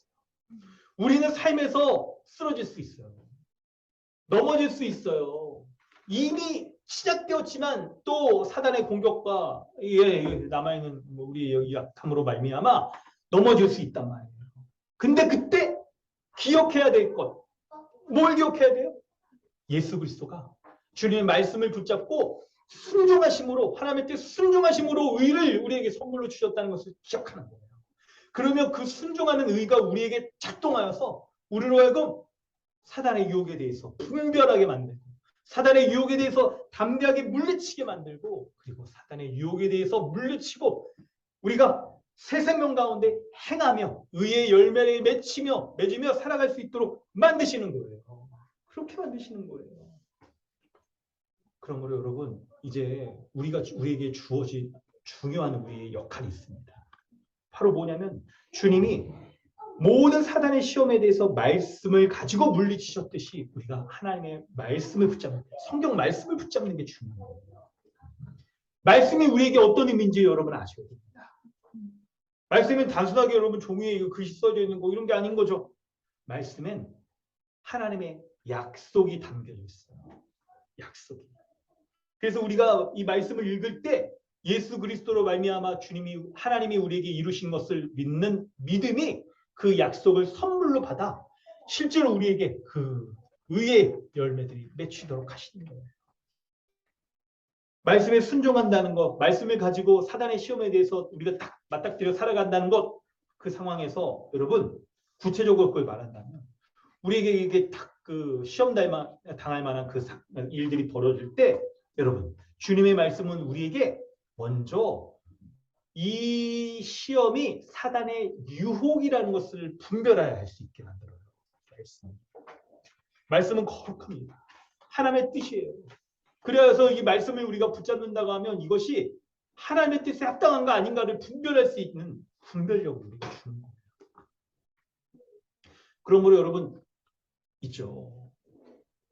딱 우리에게 뭔가 딱 시험이 딱 닥칠 때, 딱 넘어질 때, 어떤 상황이 벌어질 때, 여러분 그때 조금만 그 상황을 좀 뒤로 한 걸음 물러설 수 있을까요? 조금만 여러분 그 감정이 막 격한 상황에서 여러분 아시죠? 이거 제가 말 안 해도 여러분 우리는 죄 짓는데 전문가 아닙니까? 그동안 우리 30년, 40년 동안 우리는 수많은 죄를 지었기 때문에 이걸 뭐 말해도 여러분 경험적으로 잘 알 거예요. 그때 내가 왜 그랬을까? 이게 감정을 조금만 누르고 그랬으면 이런 말 안 하고 상처도 안 주고 이게 싸움도 더 안 났을 텐데 알죠, 나. 근데 이 모든 우리의 경험치보다 더 확실하게 이 상황들을 딱 극복할 수 있게 해주는 게 주님의 말씀이에요. 거룩한 말씀을 우리가 붙잡는다면 말씀이 성령의 검으로서 딱 이 시험의 실체가 사탄의 유혹이라는 것을 우리가 알게 해요. 그래서 그 유혹에 빠지더라도 죄 짓지 않도록 말씀이 우리에게 은혜를 주시는 거예요. 여러분 유혹을 피할 수는 없어요. 그런데 유혹에 빠져도 죄를 짓지 않을 수 있어요. 이 모든 게 주님이 말씀을 통해서 우리에게 주시는 이 복음의 약속. 순종하는 의를 우리에게 주심으로 말미암아 살아가도록 하시는 그 은혜의 약속이 우리에게 작동하기 시작하는 거예요. 여러분 그 은혜의 말씀 쫓아서 한 주 동안 말씀으로 승리하십시오. 말씀으로 분별하시고 말씀으로 사단의 유혹에 대해서 용기를 가지고 물리치세요.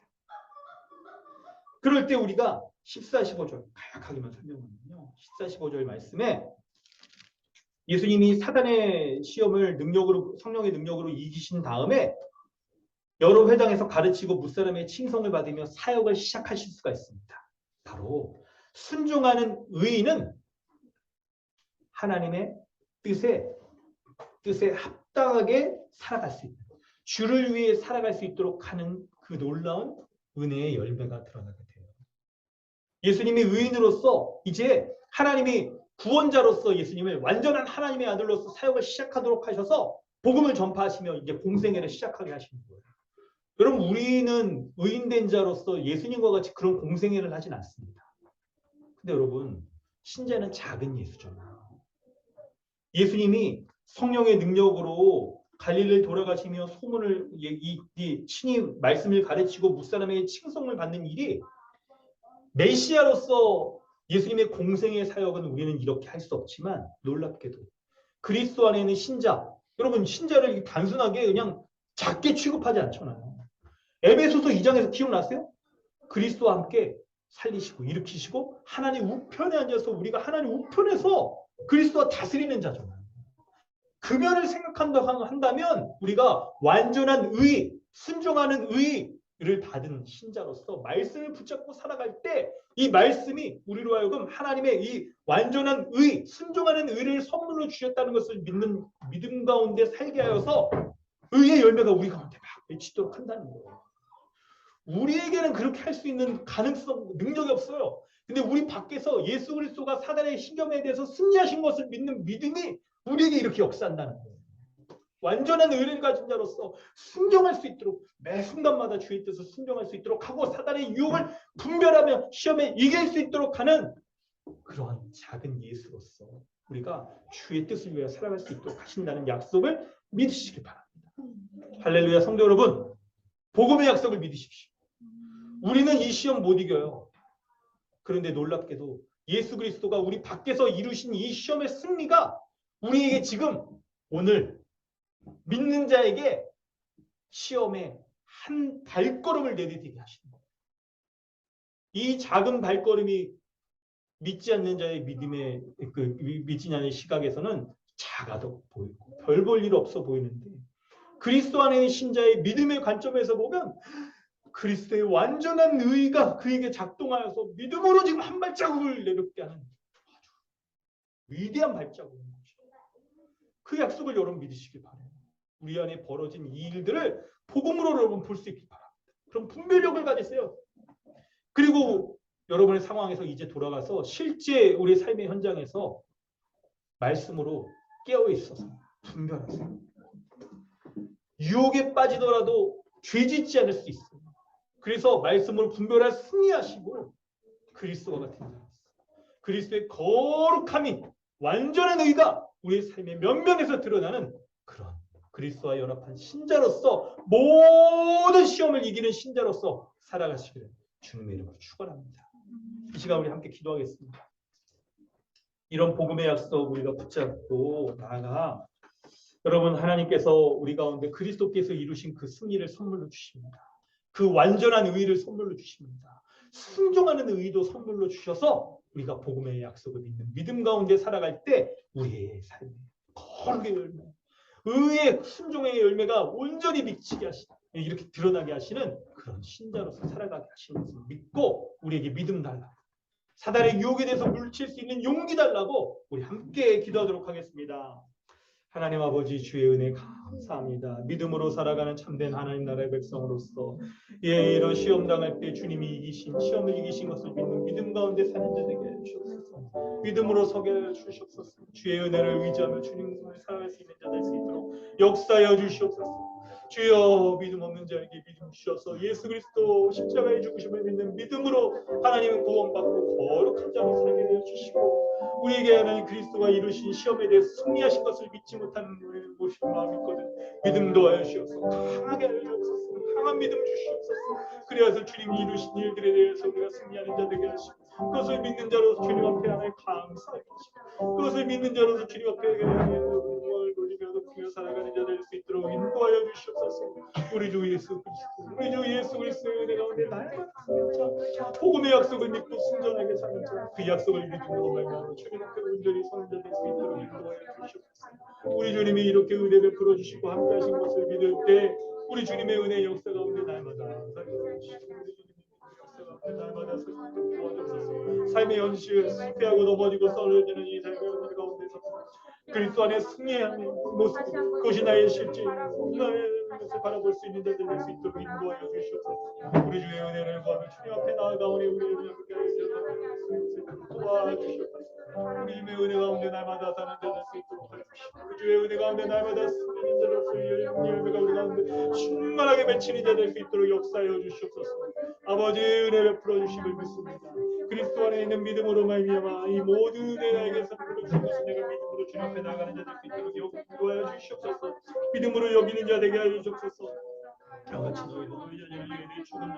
그리스도 안에서 하나님의 살아있는 자로 여길지어다라고 말씀하셨사오니, 그리스도 안에 내가 의인 것을 여기고 죄인의 모든 것들을 주님을 의지하는 믿음으로 살아갈 수 있도록 역사하여 주시옵소서.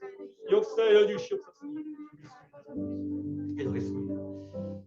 이와 같이 너희도 너희 자신을 죄에 대하여는 죽은 자로 그리스도 예수 안에서 하나님에 대하여 살아있는 자로 여길지어다.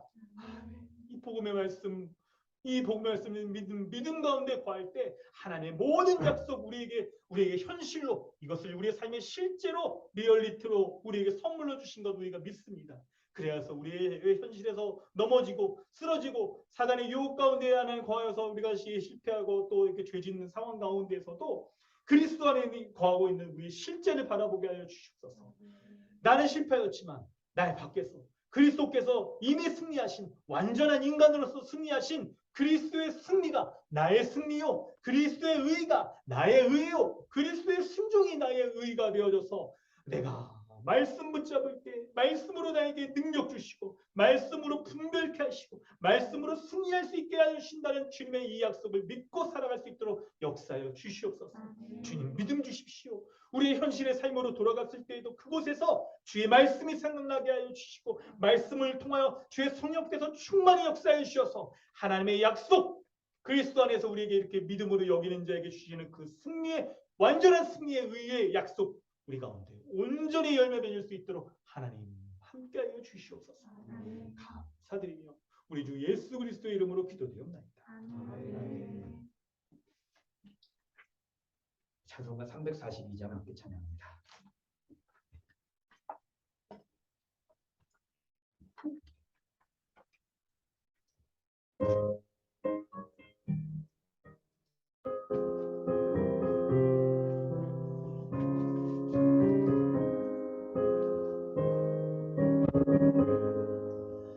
너 시험을 당해 죄 짓지 말고 너 용기를 다해 곧 물리치라. 너 시험을 이겨 새 힘을 얻고 주 예수를 믿어 늘 승리하라. 우리 구주의 힘과 그의 위로를 빌라. 주님 내 편에 서서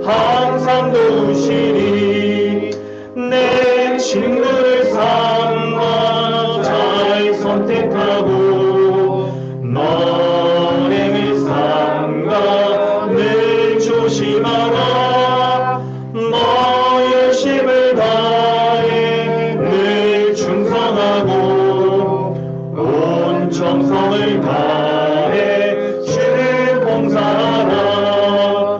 우리 구주의 힘과 그의 위로를 빌라. 주님 내 편에 서서 항상 도우시니 잘 이기는 자는 상 받으리니 넌 낙심치 말고 늘 전진하라. 내 구세주 예수 힘 주시리니 주 예수를 믿어 내 승리하라. 우리 구주의 힘과 그의 위로를 빌라. 주님 내 편에 서서 항상 도우시리. 아멘. 광고 말씀드리겠습니다. 네, 금요 모임 우리 은혜 가운데 계속 진행되고 있습니다. 우리 말씀 강해 주신 우리 각 두 분 감사님들 너무 감사드리고요. 수고해 주셔서 너무 감사하고 교회가 이런 강의들을 통해서 성경적 교회로 잘 세워질 수 있기를 주님의 이름으로 축원합니다. 우리 자매 이미 교회로 끝나신 자매분들께 이번 주 우리 테스트 이렇게 시작합니다. 우리 개인적으로 연락드릴 때 시간들 잘 좀 준비해 봤으면 좋겠습니다. 네, 우리 교회 4주년과 추수감사절 같이 이렇게 해서 우리가 조금 이제 행사들이 너무 많으면 우리가 말씀 중심이고 이제 행사 중심도 아닌데 좀 조정했습니다. 셋째 주에 풍성하게 우리 좀 했으면 좋겠고요. 그리고 좀 차후에 우리 연말 우리 회의할 때 이런 거 좀 교회 4주년 요걸 날짜를 좀 어떻게 조정한다든지 이런 것도 여러분 했으면 좋겠어요. 그리고 의견도 좀 잘 주셨으면 좋을 것 같아요. 네, 지역 모임 안에서 말씀 안에서 교제하고 은혜 나누도록 힘써 주시기 바랍니다. 우리 김정우, 신수진, 문영진 우리 형제 자매님들이 이렇게 여러 가지 방법으로 여러분 이게 권한이 여러분에게 이제 주어진 거죠. 할 수 있는. 그래서 음식 딱 이렇게 뭐 맛있게 하시는 것과 함께 영적인 음식도 말씀 가운데 우리 오늘 교제하자, 나누자. 오늘 설교 말씀 가운데 내가 은혜 받은 거 이런 거 서로 나누기도 하고 기도 제목도 나누기도 하고 여러분 자유롭게 하시면 돼요. 눈치 보지 마시고 자유롭게 하세요. 해주시면 좋습니다. 한문 예배 가정에서도 잘 해주셔서 말씀 드렸고요. 네. 지난달에 우리 그 영상이 올라왔었나요? 전문 왜뭐 하여튼 그런가요? 좀 찾아보도록 하겠습니다. 네, 좋습니다. 그리고 네, 오늘 오후에 끝나고 우리 교회 4주년 강의들 몇 가지 계속 이렇게 해나가는데요. 오늘은 교회적 삶과 성경 말씀이라는 주제를 가지고 여러분 그 시간을 갖습니다. 우리 리더분들도 아이들 교육으로 좀 어떻게 좀 조정한다든지 어떻게 해서 다 좀 참여를 하셨으면 좋겠다. 4주 동안 이런 강의들이 꼭 필요할 것 같아서 그리고 다음 주는 교회적 삶에 대해서 또 우리가 성경 연구를 계속 이렇게 하고 하는 게 중요해서 또 성경 연구 방법론들도 하고 또 이렇게 또 몇 가지 강의들 계속하도록 하겠습니다. 네, 주정헌금 이렇게 해주셨고요. 우리 가급적 그럼 현장에 오셨으면 이렇게 헌금들 잘 준비하셨다고 하시면 좋을 것 같습니다. 온라인으로도 여러분 하시는 줄도 믿습니다.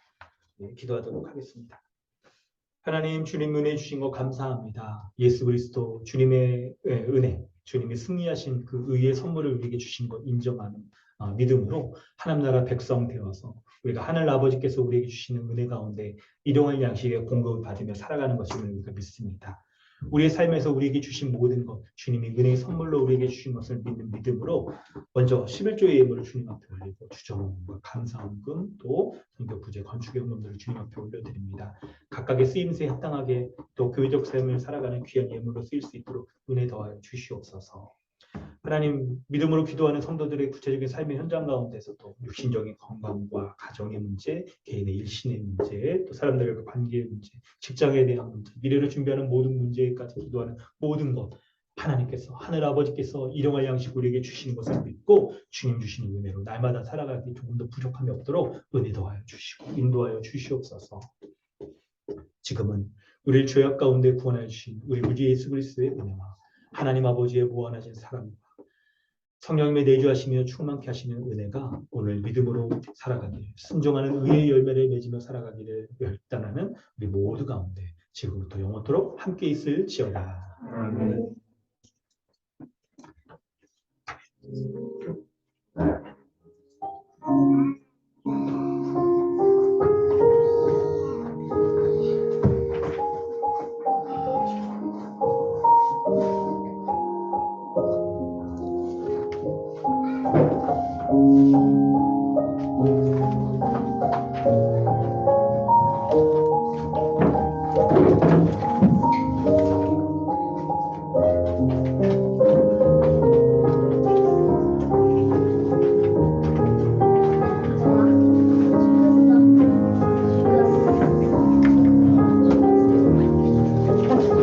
예배를 마쳤습니다. 하나님께 모든 영광 올려드립니다. 네, 서로 인사하겠습니다. 아유, 잠시만요. 아이들이 오네요. 깜짝이야. 이야. 얘들아. 이야다. 이 아직 바보다. 삼촌, 엄마가 이거 밥 뺏어갔어요. 사인합니다.